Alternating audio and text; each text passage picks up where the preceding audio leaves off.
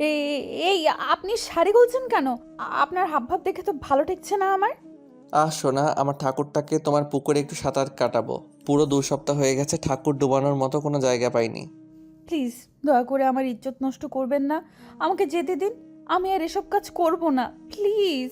চুপ, একদম চুপ। আর একটা কথা বললে এক টানে তোর ওই দুটো একেবারে ছিঁড়ে ফেলবো বলে দিলাম। এই কথা বলেই এক টান দিয়ে আমার শাড়িটা খুলে ফেললো। আমার ধবধবে ফর্সা দুটো একেবারে আসলো ওর সামনে। উফ, কি মাল রে! দেখে তো মনে হচ্ছে একেবারে টাটকা রসগোল্লা। প্লিজ, আপনার দোহাই লাগে, আমাকে ছেড়ে দিন। আমি আপনার কি ক্ষতি করেছি? আমাকে যেতে দিন প্লিজ। উফ সোনা, আস্তে আস্তে, বেশি চিল্লাচিল্লি করিও না। আমাকে আমার কাজ করতে দাও। আমি আজকে তোমাকে অনেক সুখ দিব গো, তুমি কল্পনাও করতে পারবে না। প্লিজ আমাকে ছেড়ে দিন। কি করেছি আমি? আমি কি কোনো অপরাধ করেছি যে আপনি আমাকে এভাবে ধর্ষণ করছেন?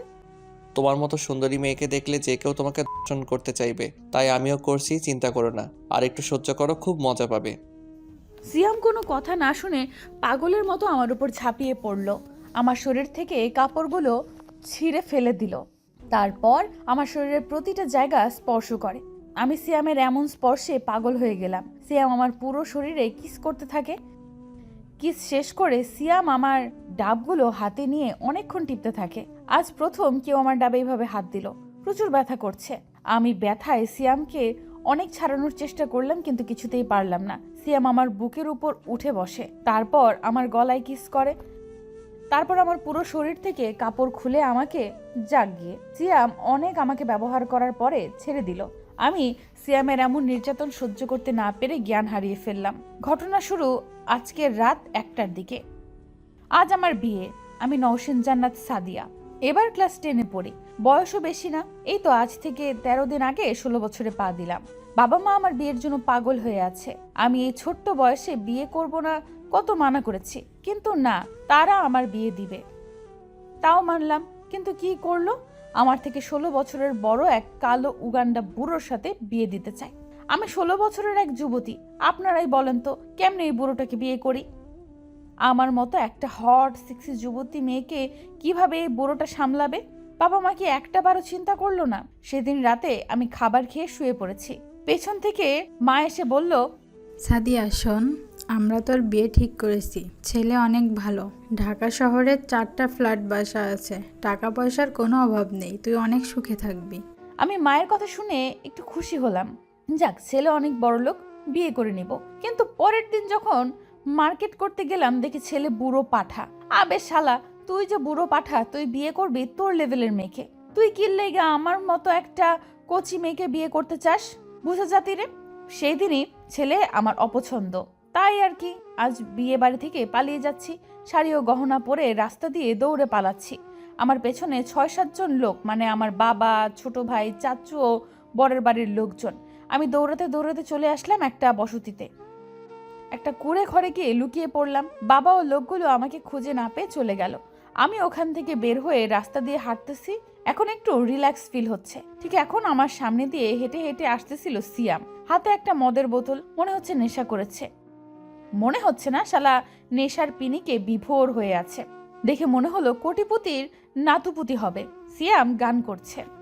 বুকের জমানো ব্যথা, কান্নার নোনা জলে, ঢেউ ভাঙে চোখের নদীতে। অন্যের হাত ধরে চলে গেছো দূরে, পারি না তোমায় ভুলে যেতে। ও প্রিয়া, ও প্রিয়া, তুমি কোথায়? ও প্রিয়া, ও প্রিয়া, তুমি কোথায়? তোমাকে আমার আজ পড়ছে খুব মনে। তুমি যে আমার প্রিয়তমা, তোমারই মনে ছিল এই ছলনা বুঝতে পারিনি আমি। সিয়াম মদ খাচ্ছে আর গান করছে। গান গাইতে গাইতে সামনে এগোতেই সিয়াম আমাকে দেখে চমকে ওঠে। চোখ ডলতে ডলতে আমার সামনে এসে দাঁড়ায়। আমি ভয় পেয়ে সিয়ামকে দেখে কয়েক পা পিছিয়ে যাই। সিয়াম নেশার চোখে আমার দিকে তাকিয়ে বলে, আহা কি সুন্দর! এটা মেয়ে নাকি পরী? এমন মেয়ে তো আমি আমার বাবার জন্মেও দেখিনি। মেয়েটা শুধু সুন্দরী না, মনে হচ্ছে আকাশ থেকে আসা একটা সাদা পরী জমিতে নেমে এসেছে। সিয়াম মদের বোতলটা ফেলে দিয়ে স্বাভাবিক হয়ে আমার কাছে এসে বলল, ভয় পেও না সুন্দরী, বাসা কই তোমার? আর এত রাতে এখানে কি করো? তোমার নাম কি সুন্দরী? আমার বাসার সামনে। আপনি এইখান থেকে চলে যান। আমাকে আমার মতন থাকতে দিন প্লিজ। মিথ্যা কেন বলছো সুন্দরী? আমি এই পাড়ার সবাইকে চিনি। তোমাকে আজ প্রথম দেখলাম। এখানে একা থেকো না, এখানকার ছেলেরা ভালো না, তোমাকে পেলে মজা নেবে। আমি এক প্রকার কান্না করতে করতে বললাম, আসলে ভাইয়া, আমি এইখানে কাউকে চিনি না। আমি বিয়ে বাড়ি থেকে পালিয়ে এসেছি। আমি এখন বিয়ে করতে চাই না। আমার বাবা মা আমাকে জোর করে বিয়ে দিতে চায়।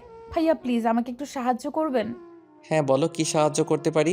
তার আগে আমাকে ভাইয়া ডাকা বন্ধ করো। কল মি সিয়াম, বুঝতে পারছো? আমাকে আজ একটু থাকার ব্যবস্থা করে দিতে পারবেন? আমি আগামীকাল সকালেই চলে যাব। আচ্ছা, তুমি চাইলে আমার বাসায় থাকতে পারো। আমার বাসায় কেউ নাই। আমাকে বিশ্বাস করতে পারো, তোমার কোনো ক্ষতি করব না। আমি কিছুক্ষণ মনে মনে ভেবে পরে সিয়ামকে উদ্দেশ্য করে বললাম, আচ্ছা চলেন, আমি কিন্তু আপনাকে বিশ্বাস করে যাচ্ছি। আমার বিশ্বাস নষ্ট করবেন না প্লিজ। সিয়াম মনে মনে খুশি হয়ে বলল, আগে তো চলো সুন্দরী, পরে দেখা যাবে। মনে মনে সিয়াম হাঁটা দিল। সিয়ামের পেছন পেছন যেতে লাগলাম। সিয়াম বাসার সামনে গিয়ে চাবি দিয়ে তালা খুলে ভেতরে ঢুকলো। আমি বাসার ভেতরে ঢুকতেই আমার গা গুলিয়ে বমি আসতে লাগলো। সারা রুমে মদের গন্ধ। সিয়াম রুমের লাইট জ্বালিয়ে দিতেই দেখলো বিশাল বড় রুম, বড্ড অগোছালো। সে আমাকে উদ্দেশ্য করে বলল, আমার বাসায় 3 দিন ধরে কেউ নাই, তাই এমন অগোছালো। আম্মু আব্বু গ্রামের বাড়িতে গেছে। সারাদিন অফিসে থাকি, তাই গোছানোর সময় পাই না। সময় থাকতে কোনো অসুবিধা হবে না তো? কোনো অসুবিধা হবে না, আপনি আমাকে থাকতে দিন, এতেই অনেক।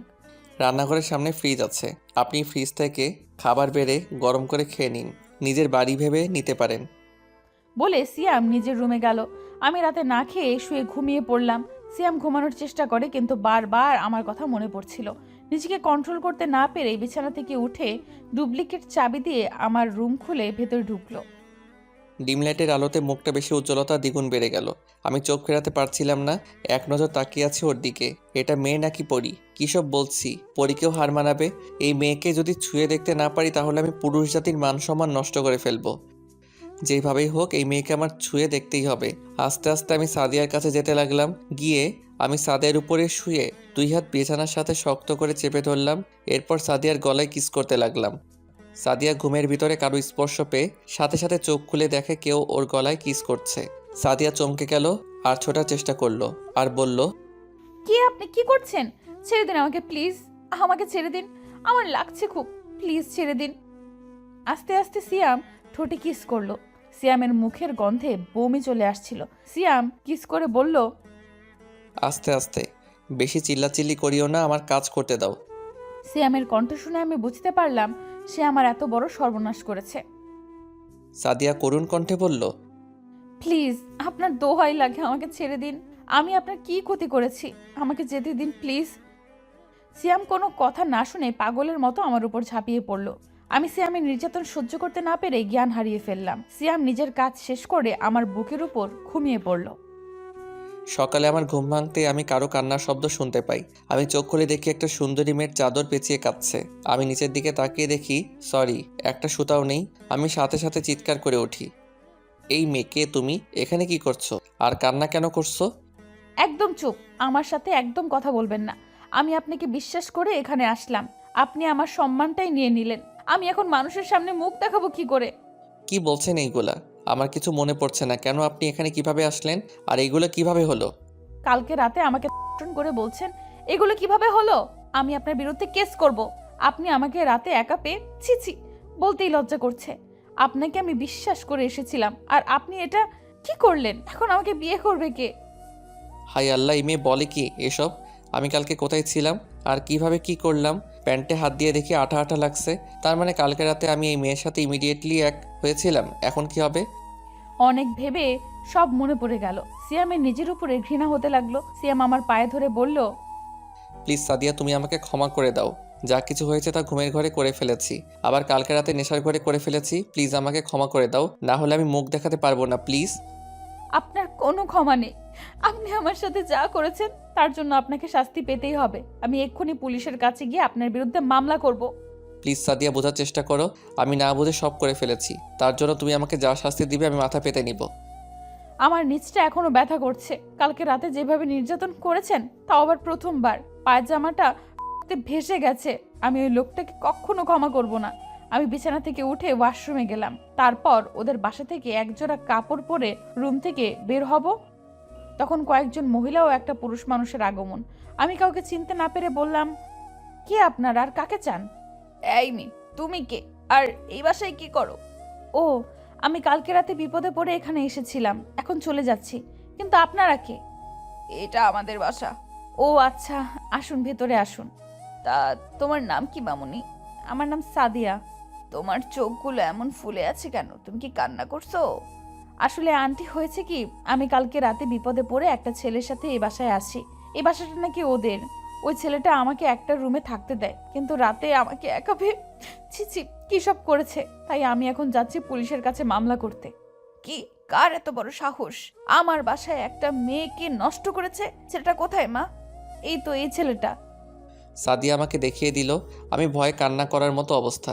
আমার মা যে পরিমাণে রাগী, আজকে আমাকে খুন করেই ছাড়বে। আমি তাড়াতাড়ি করে রুম থেকে বের হয়ে পালানোর জন্য দিলাম দৌড়, কিন্তু আম্মু আমাকে ধরে ফেললো। তারপর আমার গালে ঠাস ঠাস করে যতগুলো পারলো থাপ্পড় মারে। আমার গাল লাল হয়ে গেছে। আমি আম্মুকে বললাম, আম্মু আমার ভুল হয়েছে, ক্ষমা করে দাও। তোর আর ক্ষমা? আজকে তোর একদিন কি আমার 10 দিন, কুত্তার বাচ্চা। মেয়ে মানুষ দেখলে নিজেকে সামলে রাখতে পারিস না, তাই না? আম্মু, আমি না বুঝে এসব করেছি, প্লিজ আমাকে ক্ষমা করে দাও। ক্ষমা আমার কাছে চেয়ে লাভ নেই। ক্ষমা চাইলে ওই মেয়েটার কাছে যা। ও যদি তোকে মাফ করে তাহলে আমিও করব। প্লিজ সাদিয়া, তুমি আমাকে ক্ষমা করে দাও, না হলে আম্মু আজকে আমাকে মেরে ফেলবে। আমি সিয়ামের এমন করুণ চেহারা দেখে মাফ না করে থাকতে পারলাম না। সিয়াম আমার পা ধরে আছে, আমি ওর থেকে পা সরিয়ে চলে যেতে নিলাম। তখন সিয়ামের আম্মু আমার হাত ধরে বলল, মা, তোমার আব্বু আম্মুর নাম কি? আজমল সাহেব ও আম্মুর নাম মেহেদা বেগম। তোমাদের বাসা কি সবুজপাড়া? হ্যাঁ, কিন্তু আপনি জানলেন কি করে? আমাকে চিনতে পারছো না? আমি তোমার ছোট খালা মুনিরা। আমরা কালকে রাতে তোমার বিয়ে খেতে গিয়েছিলাম। পরে শুনি তুমি নাকি পালিয়ে গিয়েছো। তারপর আর কি, আমরা চলে আসলাম।